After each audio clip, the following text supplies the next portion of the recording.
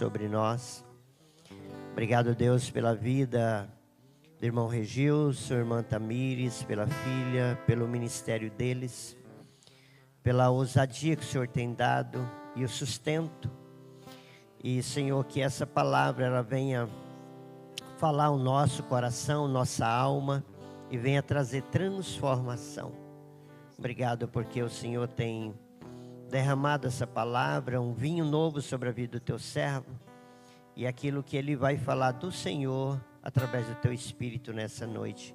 Unge, Senhor, e consagre cada dia a vida do teu filho, irmão Regilson, em nome de Jesus. Amém.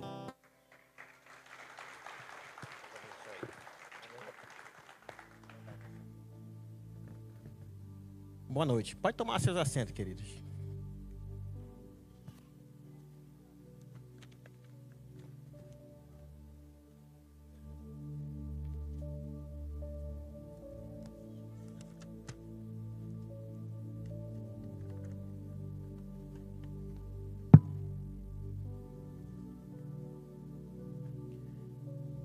É sempre um prazer estar com os irmãos, os da primeira hora, que são os mais próximos da gente, né? Eu quero agradecer a Deus primeiramente pela oportunidade, né, de estar aqui mais uma vez, compartilhando um pouco do conhecimento com os irmãos. Eu sei que tem muitos homens aqui que estão sedentos pela palavra, né? E hoje nós iremos falar sobre um tema simples, mas que é muito impactante também nos nossos dias, que é o poder da palavra de Deus, né? Como ela agiu na vida de homens no passado e como ela é capaz ainda de transformar a vida de outros homens na nossa geração, que é a geração que antecede a vinda de Cristo. Amém? Mas a pergunta que não quer calar, queridos: e aí? Vocês querem comer comida sólida? Ou querem apenas tomar leite como crianças espirituais? Se querem comer comida sólida, dê um amém aí. Então vamos para o texto e depois para a exegese. Amém? Abram suas Bíblias na carta de Paulo aos irmãos que habitavam em Roma, capítulo 11, verso 33. Romanos 11, 33.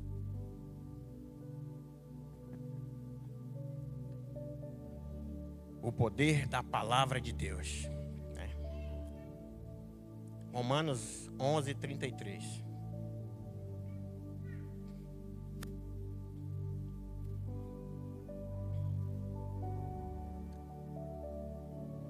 Amém? Que diz assim: ó profundidade da riqueza, da sabedoria e do conhecimento de Deus. Quão insondáveis são os seus juízos, e inescrutáveis os seus caminhos. Amém? Até aí. Até aí. A profundidade da riqueza. O que seria a profundidade da riqueza, queridos? Eu esses dias, lendo um livro, Os Heróis da Fé, dois homens, né, que são citados no livro Heróis da Fé, eles me chamaram a atenção, né, e testificou com essa palavra de hoje. Um é George Miller. George Miller nasceu em 1803, na Inglaterra. Homem piedoso, um santo de Deus. Ele gostava muito de ajudar as pessoas e era um homem determinado nas Escrituras. Ele ia a fundo nas Escrituras, ele não se cansava, não se cessava de estudar a Bíblia. E era um homem de oração. Mas a busca que ele tinha também tinha seus frutos. Ele ajudou mais de 10.000 crianças, pois ele tinha 5 orfanatos. Então, 10.000 crianças passaram pelos orfanatos dele. E em um certo evento, Miller estava em um desses orfanatos com cerca de 1.100 crianças. E os mantimentos desse orfanato acabaram. E essa altura os empregados ficaram desesperados, né? Correram até Miller. Senhor Miller, acabou os mantimentos. Acabou, não temos farinha, não temos leite, não temos açúcar. Como iremos alimentar essas 1.000 e tantas pessoas? Nós estamos perdidos, senhor Miller. Miller olhou para os seus empregados no orfanato e disse: a aliança que eu tenho não é com os homens. Ele falava isso porque todo o seu ministério era baseado em Salmo 68:5, que diz que Deus é o pai dos órfãos. Lá está falando isso. Então Miller sai do orfanato e vai até a localização da sua casa, que era lá também no orfanato, e entra no quarto, dobra o joelho e vai orar. Ele já estava acostumado a fazer isso porque as orações de Miller quase sempre eram ouvidas por Deus. Então Miller, o interessante é a oração de Miller. Ele chega no quarto, dobra o joelho, olha a oração do cara: Pai dos órfãos, acabou o pão, em nome de Jesus, amém. Essa foi a oração de Miller.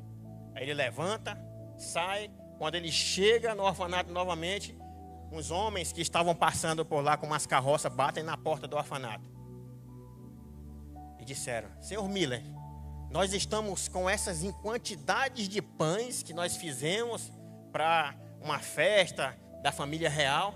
No entanto, eles reclamaram que o pão passou do ponto, mas nós não vemos defeito nenhum nesse pão. Estão perfeitos. E nós pensamos, então vamos levar para o orfanato, talvez lá eles queiram comer esses pães, que eram muitos pães, eram carroças cheias. Miller respondeu: vocês estão apenas obedecendo a um Deus poderoso que respondeu às nossas orações. Era um homem de oração, e era um homem dedicado. George Miller era um homem dedicado à palavra de Deus. Em uma outra ocasião, Miller estava em casa, orando no seu quarto novamente, mergulhado nas escrituras. E a rainha da Inglaterra chegou até a casa dele, entrou e falou para os empregados: onde está George Miller? A empregada falou: está orando. E ela disse, a rainha falou: diga para ele que eu desejo vê-lo imediatamente. Uma rainha, né? Aí a empregada chegou lá: senhor Miller, senhor Miller. A Miller abriu o olho: a rainha da Inglaterra está aqui e ela quer ver o senhor agora. Miller levanta a cabeça e diz: diga para a rainha da Inglaterra que eu não irei recebê-la agora, porque eu estou falando é com o rei dos reis. E ela levanta e vai embora. George Miller leu a Bíblia 200 vezes. 50 vezes dessas que ele leu era de joelhos. Depois de ter prestado muita ajuda à comunidade lá em Londres nessa época, né, de ter feito várias coisas, um repórter no final de sua vida chegou para Miller e disse: senhor Miller, o que mais o senhor ainda quer fazer? Ele olhou para a repórter e disse: lê mais a Bíblia, porque eu quero conhecer ainda mais a excelência do meu Senhor Jesus Cristo. Esse era um grande homem de Deus. Teve os seus feitos para servir de inspiração para a nossa geração no século XIX. Mas no século XIX nasceu também outro homem, que eu quero falar dele hoje. Em 1832 nasceu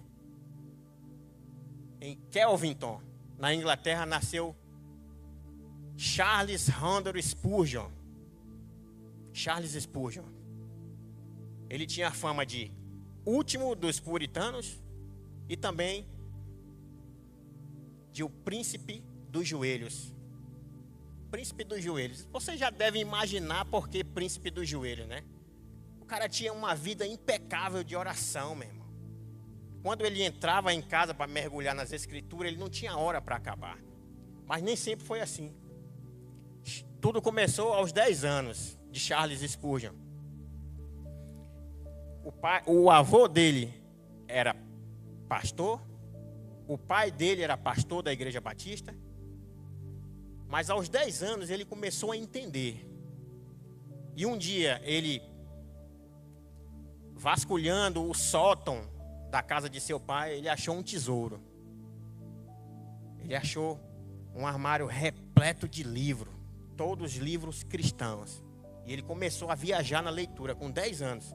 Ele se trancava no sótão e ficava a tarde toda. A mãe de Charles Spurgeon tinha que chamar ele para fazer as refeições, porque ele estava mergulhado. E um dia ele achou um livro especial, que foi a partir daí que começou a guerra de Charles Spurgeon. Ele achou o livro de John Bunyan, o livro mais vendido depois da Bíblia. Chama-se O Peregrino. E ele leu O Peregrino muitas vezes. Aí ele começou, que ele enxergou, ele entendeu a caminhada do cristão, e ele enxergou a dificuldade que ele tinha e o pecado que consumia ele. Ele disse: meu Deus, eu estou perdido. Se eu não me arrepender, eu estou perdido. Porque ele estava se baseando no livro, é claro. Mas ele não conseguia chegar ao arrependimento. Porque o arrependimento não depende somente do homem. O Espírito Santo tem que tocar no coração dele. Aí vem a conversão e ele se arrepende. Então, Spurgeon estava preocupadíssimo. Começou com as aflições, com a perturbação. A mente dele dizia assim: tu tem que se arrepender, mas ele não conseguia. Aos 15 anos, ele cansado, a mente cansada, cheio de aflições, ele dizia: eu vou numa igreja congregacional. E ele saiu em direção à igreja do pai dele, a Igreja Batista. No meio do caminho, Spurgeon se deparou com a nevasca. Era muita neve e ele não pôde chegar até a igreja, o destino. Aí ele se abrigou em uma igrejinha simples. Uma igrejinha bem simples. Uma igreja metodista. Aí ele chegou lá, sentou no cantinho, ficou lá atrás. E um pastorzinho simples, bem magrinho. A história conta que o cara era bem magrinho. Aí ele começou a pregar um texto de Isaías. Ele estava pregando Isaías 40. Ele pregou Isaías 40. Um texto que diz: vós que sois todos os povos da terra, eu sou Deus, convertam-se a mim. É mais ou menos assim o texto de Isaías. E ele ouviu aquela humilde pregação daquele pregador e chegou maravilhado em casa. Ele entendeu que ele tinha sido perdoado pelo poder do Espírito Santo e pela cruz de Cristo, que ele entendeu na vida dele. Aos 16 anos ele fez o primeiro sermão. Aos 17 ele foi consagrado pastor da Igreja Batista. Foi o maior pregador de todos os tempos. Um pregador reformado. E o seu legado dura até os dias de hoje, impressionando milhares de cristãos, tanto da linha teológica calvinista como da linha arminiana. Ele é uma inspiração para os cristãos de hoje, porque ele mergulhava nas escrituras e era um homem de oração.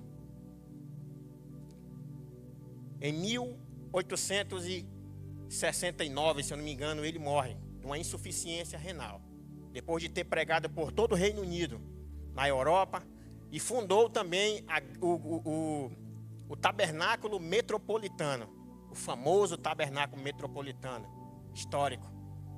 A Igreja Batista, era dele na época, ele inaugurou, com 22 mil pessoas, ele pregava o salão com 22 mil pessoas, mais 6 mil para fora. Muitas pessoas se converteram e foram mudadas de vidas, até hoje tem seu legado. No seu funeral, no funeral de Charles Spurgeon, 16 mil pessoas participaram do culto do funeral daquele homem. 60 mil nas ruas. Ele foi ovacionado muitas vezes, mas pelo fato de ele ser um cristão verdadeiro, ele era reconhecido pela igreja. Até hoje, na sua lápide, no cemitério, está escrito: aqui jaz o corpo de Charles Spurgeon, príncipe dos pregadores, esperando o dia do Senhor para que Jesus Cristo possa ressuscitá-lo. Está lá. George Miller e Charles Spurgeon, 2 homens de Deus. Mas o que esses homens tinham em comum? Eles eram apaixonados pela palavra de Deus. Eles não negligenciavam a palavra de Deus a troco de nada. E nós, muitas das vezes, queremos só um pretexto para deixar a Bíblia de lado e tomar um tererê. Infelizmente. Eu tiro por mim mesmo. É por mim. O pregador que aqui vos fala é o primeiro. Nós nos distraímos por qualquer coisa e negligenciamos a palavra de Deus. A Bíblia, queridos, foi escrita por 40 homens distintos, 40 homens diferentes, inspirados por Deus. Num período de 1500 anos, em 3 línguas diferentes, a Bíblia foi escrita: hebraico, aramaico e grego. E em 3 continentes diferentes: Europa, Ásia e África. A Bíblia tem mais de 15.400 referências cruzadas e quase todas apontam para um Messias. Tem como um homem qualquer fazer um livro desse? É somente Deus. Somente Deus. E esse é o poder da palavra de Deus.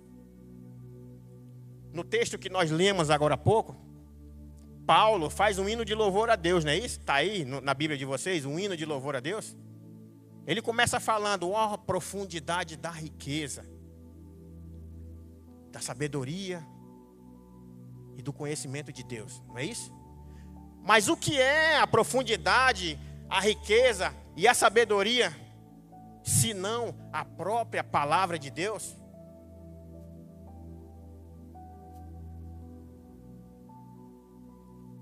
Um homem na Bíblia, eu vou falar para vocês um pouco da profundidade, num exemplo de um homem, agora é na Bíblia.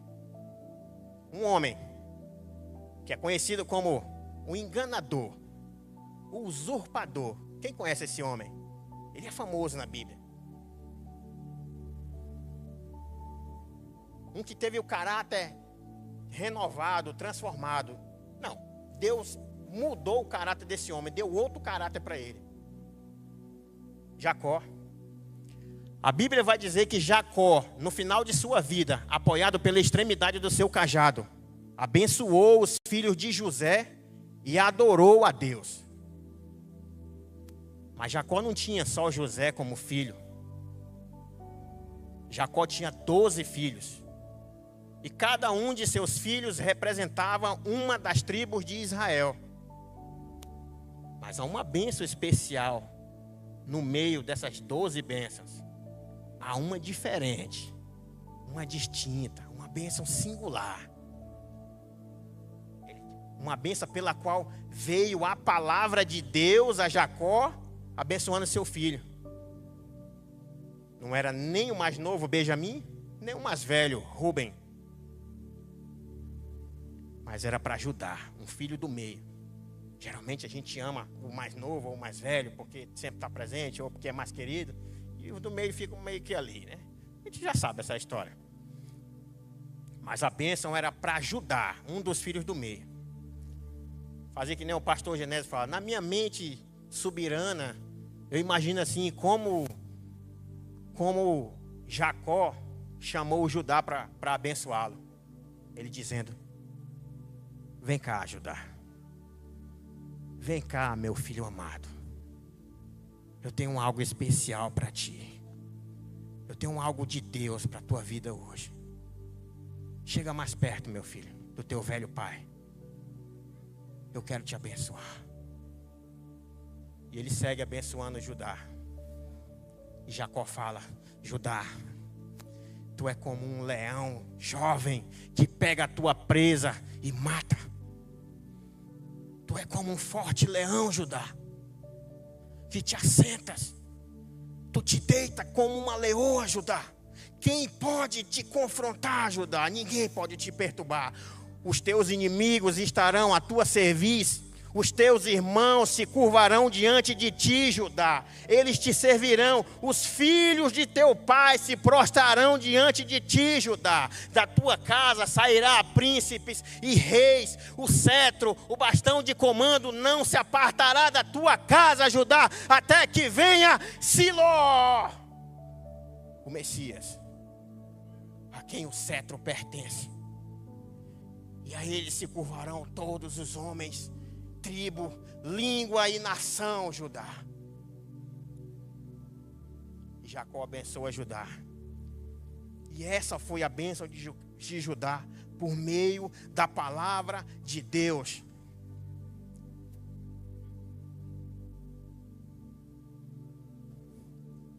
Olha a profundidade da riqueza. Jacó compara Judá com um leão em Gênesis. E em Apocalipse, Jesus é chamado de leão da tribo de Judá. Olha a profundidade. Gênesis testificando com Apocalipse. A Bíblia toda está ligada, queridos. Isso é a profundidade da riqueza. Você achar um texto que testifica com outro texto e usa na tua vida para salvar a vida de outros por meio do Evangelho, é claro.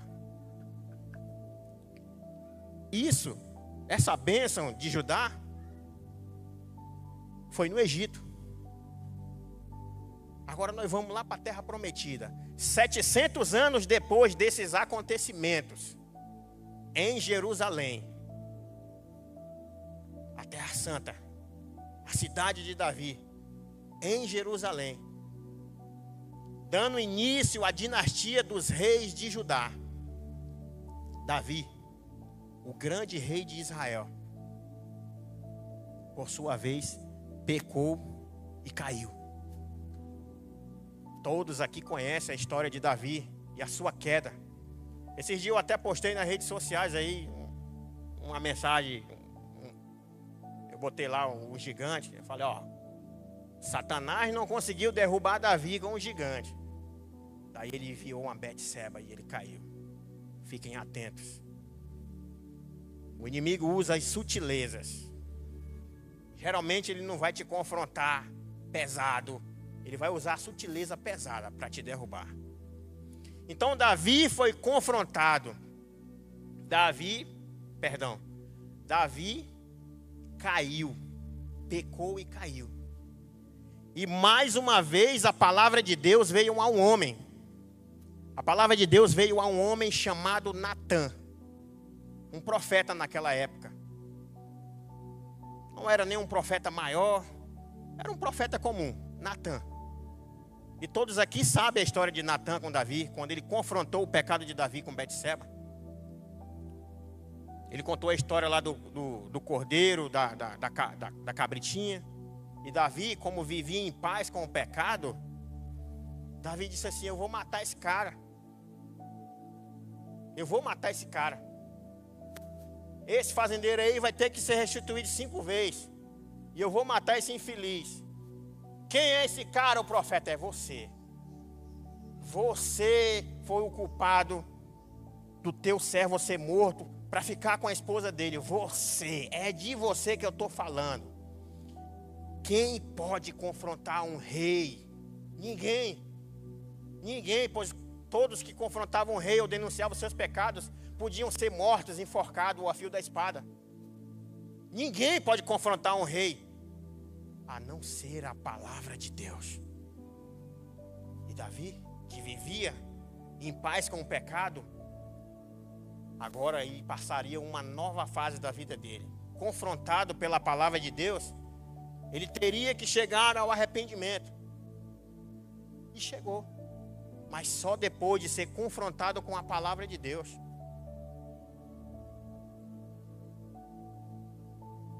O grande rei de Israel, Davi,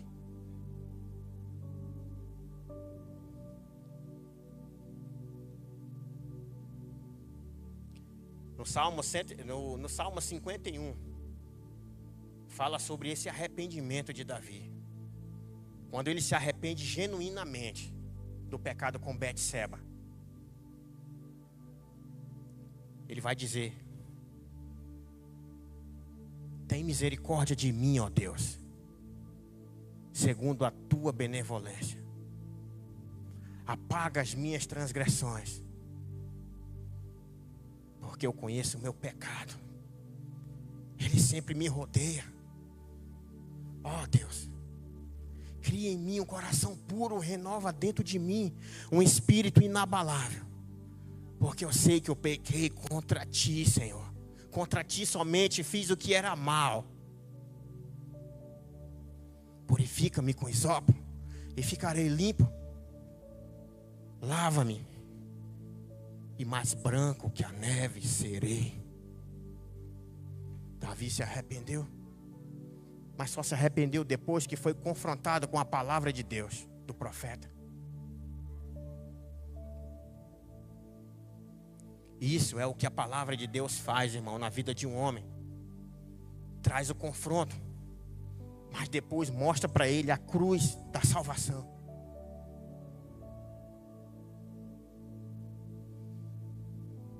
Em Hebreus 4:12, vai dizer: porque a palavra de Deus é viva, viva e eficaz, e mais cortante que uma espada de 2 gumes.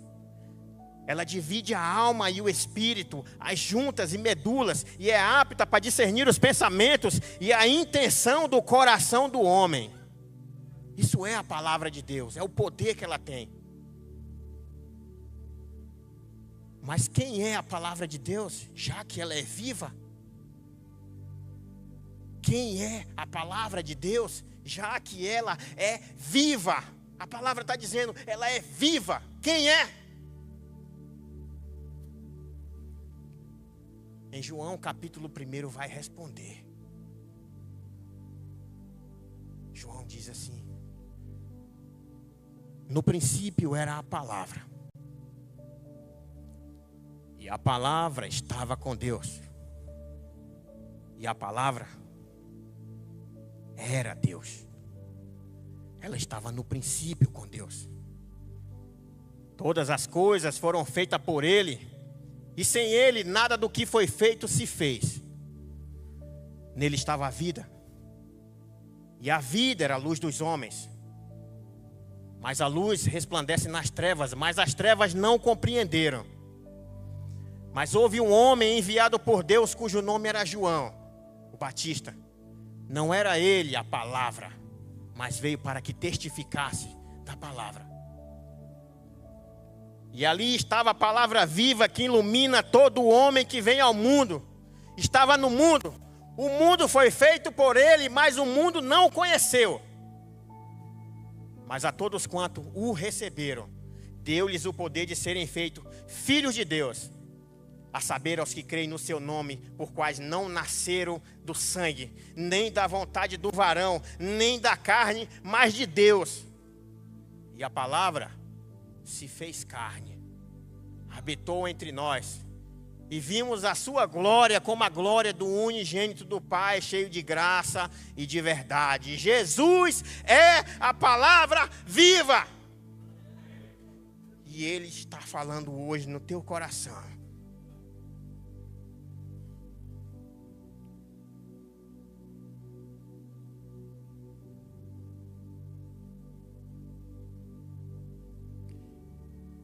Em Hebreus, no capítulo 12, no verso 13. É um verso bem conhecido da nossa igreja, diga-se de passagem. Mas ele diz assim: mantenha a paz com todos e a santidade. Sem elas ninguém verá a Deus. Ninguém verá a Deus sem santidade. Irmão, se a palavra de Deus diz, seja santo porque eu sou santo, então seja santo. Vocês sabem o que é santidade? Santidade não é subir um monte não, queridos. Santidade não é fazer campanha de oração, corrente de oração, fazer vigília. Isso aí não é santidade não. É bom para a alma do homem, do cristão? É, mas não é santidade. Essa palavra diz: seja santo. Então seja santo. Pare de assistir pornografia. Pare de se trancar no banheiro e se masturbar. Seja santo. Pare de olhar a bunda de mulher na rua. Seja santo. Pare de mentir. Faça seus negócios para a glória de Deus. Pague suas dívidas. Não dependa de ninguém. Porque os crentes nessa geração que nós estamos vivendo, o que mais tem é crente com fama de enrolado. Para com a mentira desenfreada. Seja santo. Não xingue seu irmão no trânsito. Você não é um ímpio que nem ele. Transborde a paz. Seja santo. Não seja um grosso com a sua esposa. Trate melhor os seus filhos. Você veio para essa terra para amar a sua esposa e cuidar da tua casa. Porque quem não cuida da própria casa é pior do que o incrédulo. Seja santo. Se a palavra de Deus diz: seja santo como eu sou santo, então seja.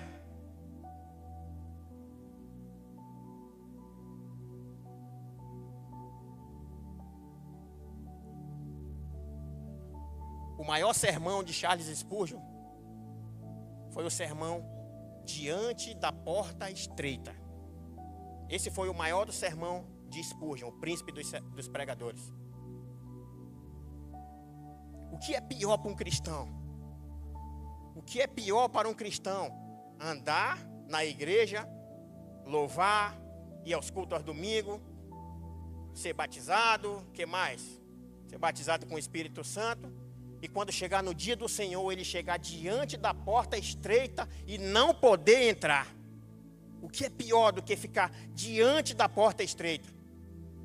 Nós estamos na posição mais perigosa, queridos.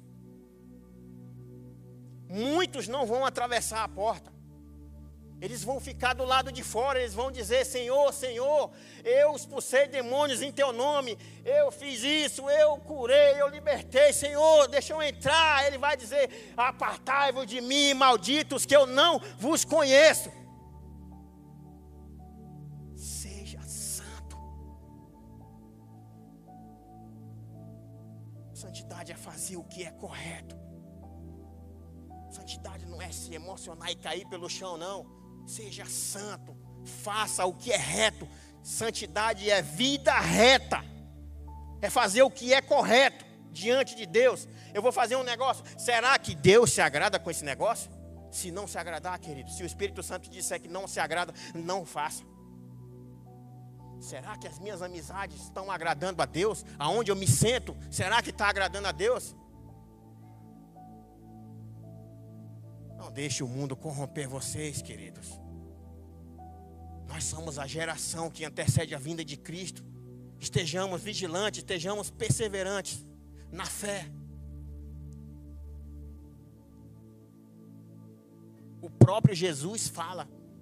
Ele diz assim: aquele que tem as minhas palavras e as obedece, esse é o que me ama. E aquele que me ama será amado por meu Pai, e eu também o amarei e me manifestarei a Ele. Ame a Deus. Ame a Deus. Obedeça a sua palavra. Obedeça. É a obediência que faz de ti uma pessoa melhor em Cristo Jesus. Irmão Regilson, é muito fácil o senhor subir aí no púlpito aí e julgar todo mundo. Não. Só Deus pode me julgar, irmão Regilson. Meu filho, saber que aquele cujos olhos são como chamas de fogo vai te julgar, isso não te mete medo? Ele não aceita o pecado. Ele não aceita o pecado. Não se iludam que vocês vão entrar com o pecado sujo diante da porta estreita. Não vão atravessar. Santifique-se.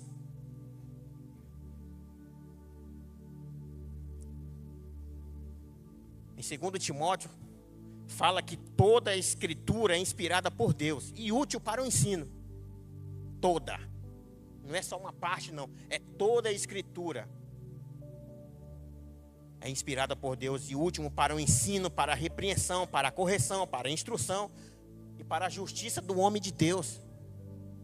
A palavra de Deus é viva e eficaz, ela serve para muitas coisas e várias áreas da nossa vida, queridos. Creia na palavra. O próprio Jesus pregou as Escrituras. Eu não estou falando do Sermão do Monte, não. O Sermão do Monte ele fez na hora lá. Jesus pregou as Escrituras. Se vocês lembram, 2 discípulos de Jesus estavam andando numa estrada. Eles caminhavam por uma estrada porque Jesus já tinha morrido há 3 dias e não tinha ressuscitado, eles não viram. E eles iam caminhando, e falando entristecidos. E Jesus chega no meio da estrada e começa a conversar com eles. Jesus pergunta para os 2 discípulos, diz assim: por que vocês estão tristes, estão chorando, por quê? O que vocês estão passando? Eles olham para Jesus, não reconhecem e dizem assim: será que só tu que não sabe o que aconteceu em Jerusalém? O Jesus, o nosso Cristo, o Salvador, o que via de redimir Israel, está morto e hoje é o 3º dia. Então nós estamos voltando para Emaús, para nossa casa. E Jesus olha para aqueles homens e diz: não era imprescindível que isso teria que acontecer? Isso não está escrito em todos os livros, até os profetas, que isso teria que acontecer? Então a palavra de Deus diz que Jesus prossegue naquele caminho com aqueles 2 homens e ia explanando as escrituras de Gênesis, Juízes, Reis, os Salmos e os profetas, até chegar na casa deles. Quando chegou em Emaús, eles disseram: Senhor, eles não conheciam ainda Jesus, mas pelo respeito eles diziam: Senhor, já se faz tarde, vai já escurecer, fica na nossa casa, amanhã o Senhor prossegue. E ele: tá bom. Chegou lá na hora da ceia, partiu o pão, quem apareceu? Jesus. Eles reconheceram. Ele: meu Deus, Jesus é o Senhor que está aqui o tempo todo. E Jesus desaparece. Aí um discípulo fala para o outro: por um acaso não nos queimava o coração quando ele nos ensinava as Escrituras? A sabedoria de Deus está no arrependimento. O arrependimento de Davi. E o conhecimento de Deus está em não deixar as coisas desse mundo te corromper, mas te manter firme, mesmo contra a tua própria vontade. Ah, irmão Edilson, hoje eu não estou afim de ler a Bíblia. Leia sem a tua própria vontade. Faça o que a tua carne não quer. Leia. Ah, eu não tenho nem palavras para orar. Pegue um salmo emprestado e vai orar um salmo. Já que você não tem argumento para falar com Deus, ore um salmo. É a palavra e a oração, querido, que define a vida de um crente. E ainda tem gente que não quer usar isso daqui. Não quer usar a Bíblia. Chega no culto de domingo: ah, eu quero. O celular está ali, pá, cai a mensagem, já perdeu todo o foco da palavra. Acabou. A Bíblia é a identidade do crente, do cristão. São as Escrituras sagradas. Ela é a identidade. E meia confissão de Pedro. Pedro se referiu à pessoa de Jesus. Ele diz assim: mestre, a quem iremos nós, se só tu tens as palavras de vida eterna? O salmista no Salmo 119, ele diz: lâmpada para os meus pés é a tua palavra e luz para o meu caminho. Mas na frente ele vai dizer: guardei a tua palavra no meu coração para não pecar contra ti. Paulo, ele diz para Timóteo, ele diz assim, em 2 Timóteo, ele diz: Timóteo, meu filho amado, não te esqueça de Jesus Cristo que ressuscitou dos mortos. E não se esqueça do meu evangelho, a qual eu sofro a ponto de ser preso como criminoso. Mas a palavra de Deus não está algemada. A palavra de Deus não está algemada. Então por que você não fala de Jesus para o teu vizinho? Para o teu colega de trabalho? Você foi feito filho para falar de Jesus, para que ele seja filho também. O teu vizinho, o teu colega, os teus amigos. Quantos aqui tem amigos que estão perdidos no mundo? Mas como eu, às vezes, não abre a boca para falar do evangelho. porque acaba banalizando a Cristo. A palavra de Deus é uma pérola, queridos. Tem os momentos de nós aplicarmos a palavra de Deus. Ela é uma pérola. E pérola não foi feito para dar para porco. Se você pregar o evangelho para alguém e ele desdenhar da palavra de Deus, pare. Pare, pois ele não é digno de receber aquela palavra. Porque lá perto de ti, da tua casa, vai ter outro que está sedento, está precisando daquela mesma palavra para chegar ao arrependimento e ser salvo. Amém, queridos? Eu não vou mais me alongar, que já está estourando o tempo aqui. Mas meu Deus, a palavra de Deus, ela é essencial na vida do cristão.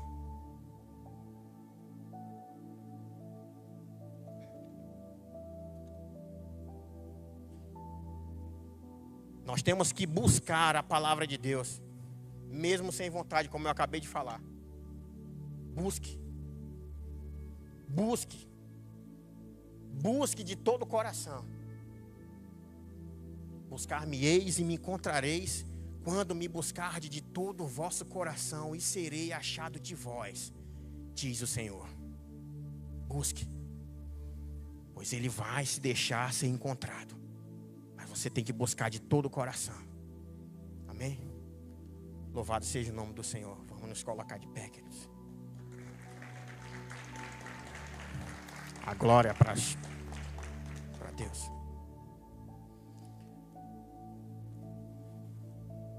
Muito obrigado, irmãos. Vocês não sabem o tanto que eu estou nervoso aqui na frente.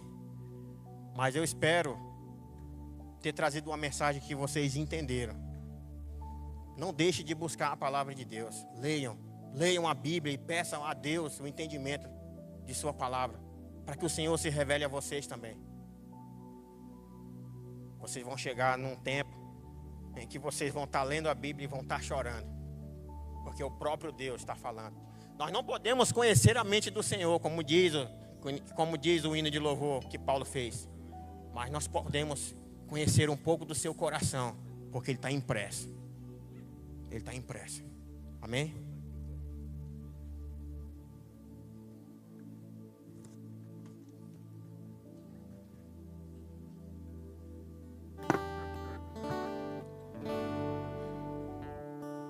Queridos, essa palavra foi poderosa. Que palavra, né? A palavra de Deus, ela confronta. Mas o confronto de um pai é para que o filho venha crescer. Ezequiel capítulo 3 vai falar que Deus fala para Ezequiel ele comer, alimentar-se do livro, das palavras daquele livro. E no final ele fala que as palavras eram doce como mel. Logo depois que essa palavra vem dentro de nós e que nós trituramos, que nós transformamos a nossa vida, nós vamos ver a transformação que Deus fez em nossa vida. Mas todo começo, todo confronto, ele dói. Eu não sei como que você chegou aqui hoje. Talvez você chegou aqui hoje para ver algo, talvez para mudar algo na sua vida, talvez para dizer assim: Deus, eu preciso transformar isso na minha vida, eu necessito do Senhor, eu preciso ouvir a Tua palavra para que eu venha ter direcionamento para os meus pés. E essa noite, se Deus falou com você nessa noite, essa é uma noite de transformação, queridos. Sabe, cada dia que eu acordo, eu falo assim: Deus, o que eu preciso mudar hoje na minha vida? O que eu preciso fazer para que eu venha ser um novo homem no meio da sociedade? E Deus, Ele fala para mim: segue os caminhos das minhas palavras. E nessa noite, Deus, Ele te chama para uma transformação.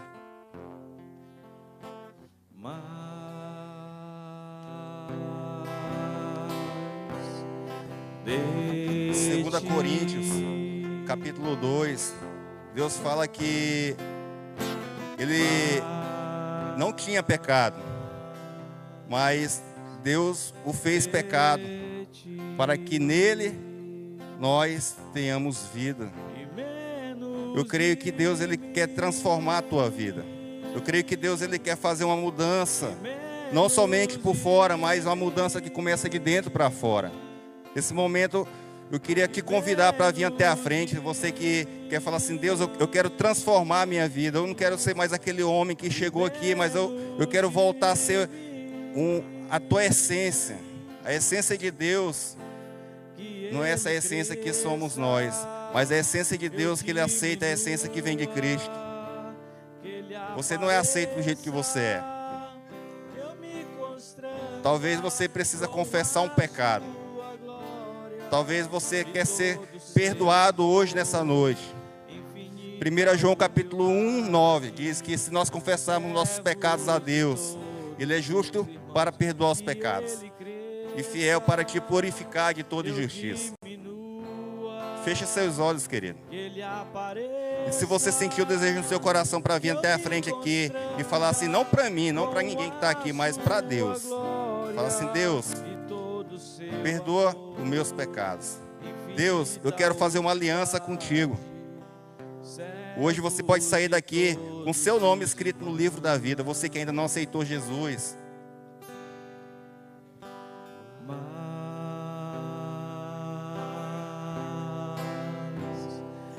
Adore ao Senhor. Cante a Ele mais de ti, cante a Ele. Glória ao Senhor.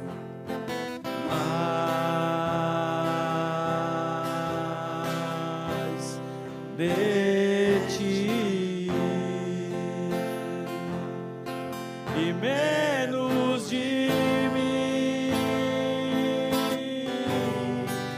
e menos de mim, e menos de mim, e menos de mim. Deixa Ele crescer na tua vida, queridos. Que Ele cresça, eu diminua, que Ele apareça, que eu me constranja com a sua glória e todo o seu amor, infinita humildade, servo de todos os irmãos. Que Ele cresça, que eu diminua, que Ele apareça, que eu me constranja com a sua glória e todo o seu amor, infinita humildade, servo de todos os irmãos. Ah, Deus, obrigado, Senhor, por mais esse dia. Obrigado, Senhor, por essa noite, Senhor, por essa palavra. Senhor, nós queremos te engrandecer e louvar o teu santo nome, Senhor. Obrigado, Senhor, porque o Senhor é fiel. Obrigado, Senhor, porque mesmo sem nós merecer, Senhor, o Senhor pagou um alto preço, Senhor. Ah, meu Deus, obrigado, Senhor, pela vida, Senhor. Obrigado, Senhor, pela vida de cada homem que esteve aqui nesse lugar. Senhor, que o Senhor venha abençoar, Senhor, grandemente a vida de cada um. Abençoa a casa, Senhor, abençoa os filhos, a família, meu Deus. Ah, Senhor, que essa palavra que foi ministrada hoje, Senhor, venha, Pai, ser fluída, não parar somente aqui, mas que ela venha, Pai, para o nosso cotidiano. Que todos os dias, Senhor, nós venhamos, Pai, estar sensível para ouvir a voz do Teu Espírito Santo, Senhor. Senhor, nesse momento, Senhor, eu quero te apresentar, Senhor, essa igreja, meu Deus. Abençoa, Senhor, a vida de cada um, em nome de Jesus. Aplauda ao Senhor. Louve ao Senhor.